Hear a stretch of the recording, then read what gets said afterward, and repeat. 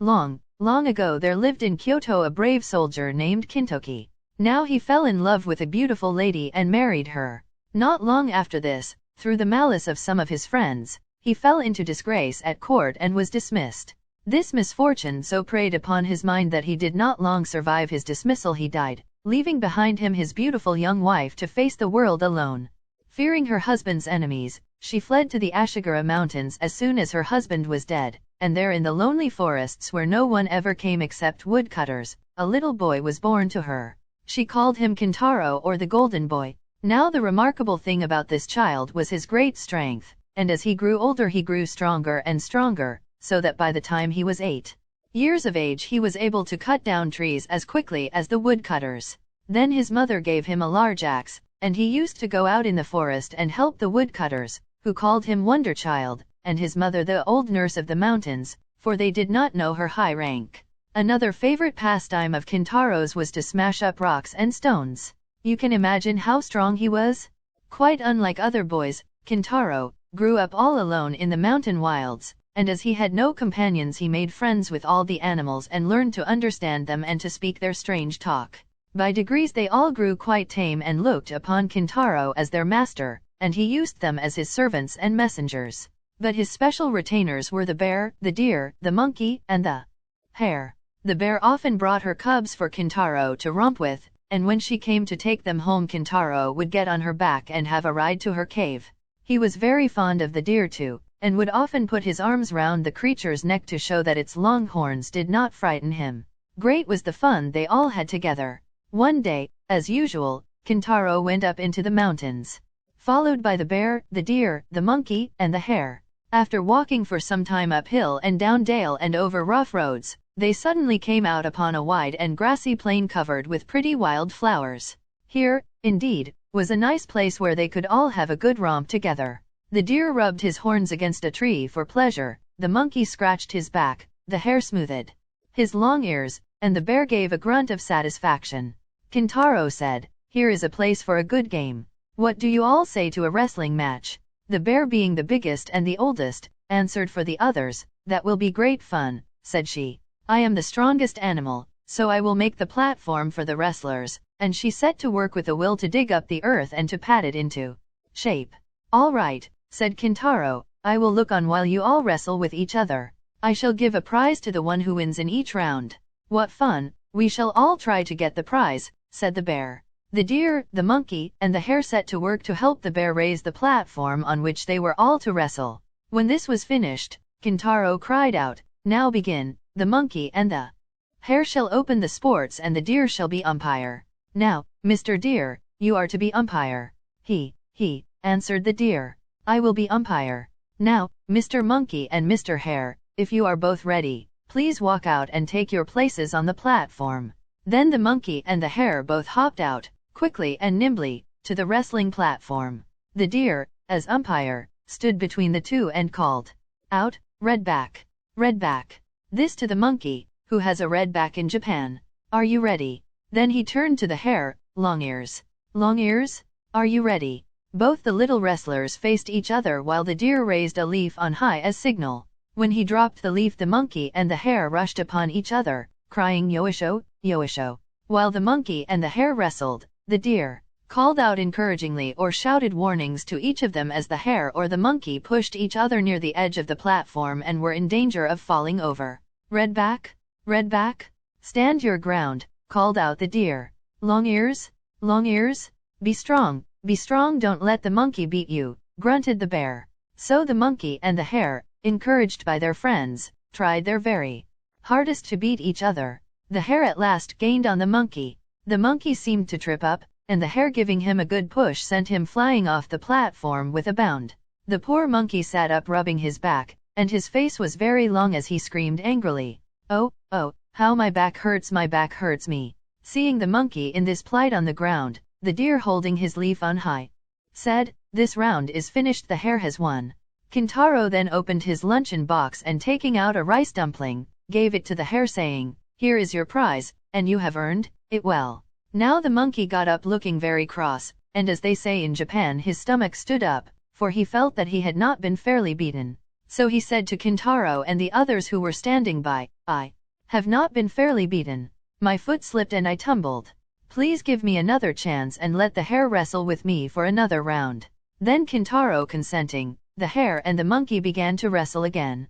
Now, as everyone knows, the monkey is a cunning animal by nature, and he made up his mind to get the best of the hare this time if it were possible. To do this, he thought that the best and surest way would be to get hold of the hare's long ear. This he soon managed to do. The hare was quite thrown off his guard by the pain of having his long ear pulled so hard, and the monkey, seizing his opportunity at last, caught hold of one of the hare's legs and sent him sprawling in the middle of the dais. The monkey was now the victor and received a rice dumpling from Kintaro, which pleased him so much that he quite forgot his sore back. The deer now came up and asked the hare if he felt ready for another round, and if so whether he would try a round with him, and the hare consenting, they both stood up to wrestle. The bear came forward as umpire. The deer with long horns and the hare with long ears. It must have been an amusing sight to those who watched this queer match. Suddenly the deer went down on one of his knees, and the bear with the leaf on high declared him beaten. In this way, sometimes the one, sometimes the other, conquering, the little party amused themselves till they were tired. At last Kintaro got up and said, "This is enough for today. What a nice place we have found for wrestling. Let us come again tomorrow. Now, we will all go home. Come along." So saying, Kintaro led the way while the animals followed. After walking some little distance they came out on the banks of a river flowing through a valley. Kintaro and his 4 furry friends stood and looked about for some means of crossing. Bridge there was none. The river rushed on its way. All the animals looked serious, wondering how they could cross the stream and get home that evening. Kintaro, however, said, "Wait a moment. I will make a good bridge for you all in a few minutes." The bear, the deer, the monkey, and the hare looked at him to see what he would do now. Kintaro went from one tree to another that grew along the river bank. At last he stopped in front of a very large tree that was growing at the water's edge.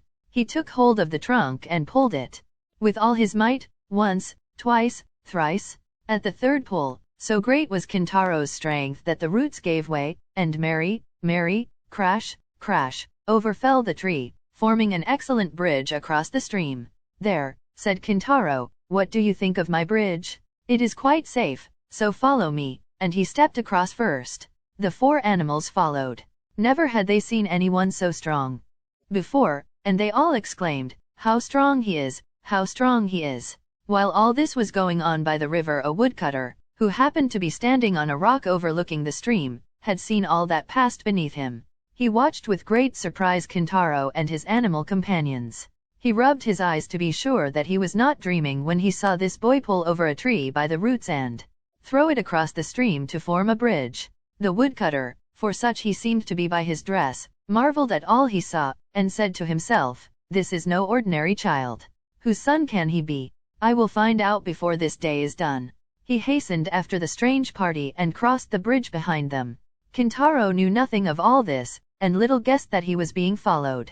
On reaching the other side of the river he and the animals separated, they to their lairs in the woods and he to his mother, who was waiting for him. As soon as he entered the cottage, which stood like a matchbox in the heart of the pine woods, he went to greet his mother, saying, "Okasan, mother, here I am." "Oh, Kimbo," said his mother with a bright smile, glad to see her boy home safe after the long day. "How late you are today. I feared that something had happened to you. Where have you been all the time?" "I took my 4 friends, the bear, the deer, the monkey, and the hare, up into the hills, and there I made them try a wrestling match, to see which was the strongest.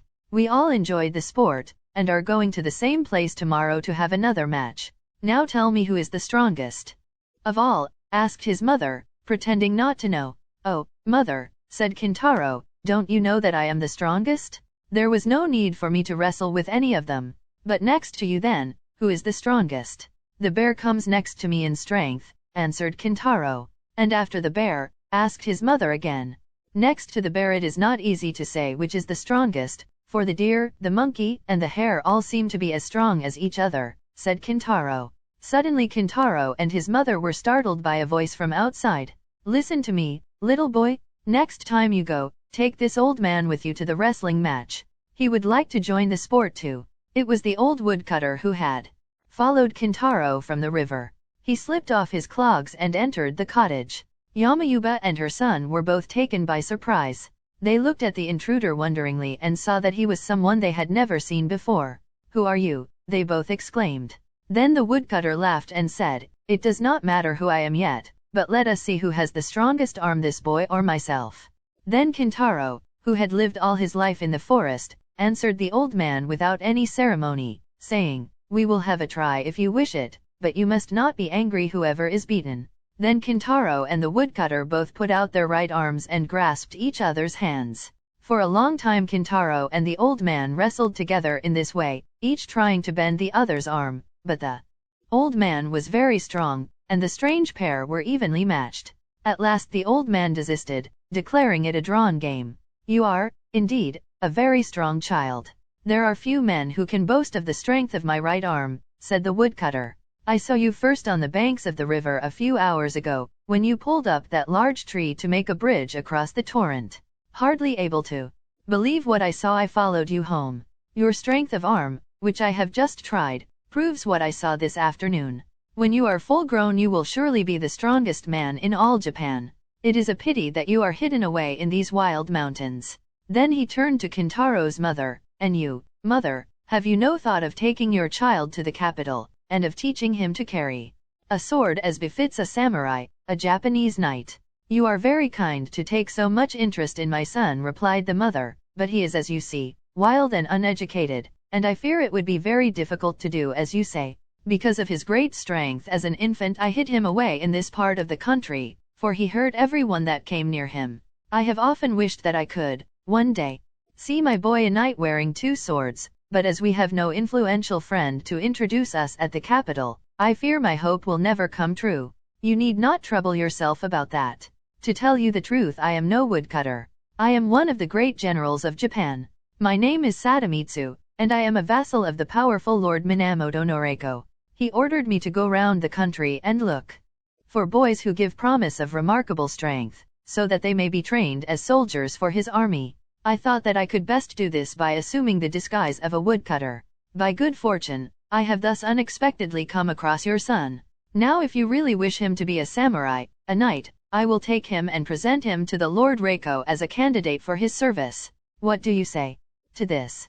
As the kind general gradually unfolded his plan, the mother's heart was filled with a great joy. She saw that here was a wonderful chance of the one wish of her life being fulfilled, that of seeing Kintaro a samurai before she died.